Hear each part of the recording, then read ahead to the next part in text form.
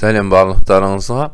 Бұл сабақта ауыл олимпиадасы 10 сынып 1 кезеңнің 3 есебін талдаймыз. Футбол командасының 11 ойыншысының орташа жасы 22. Ойын барысында бір ойыншы жарақат алып алаңнан шығып қалды. Қалған ойыншылардың орташа жасы 21 болды.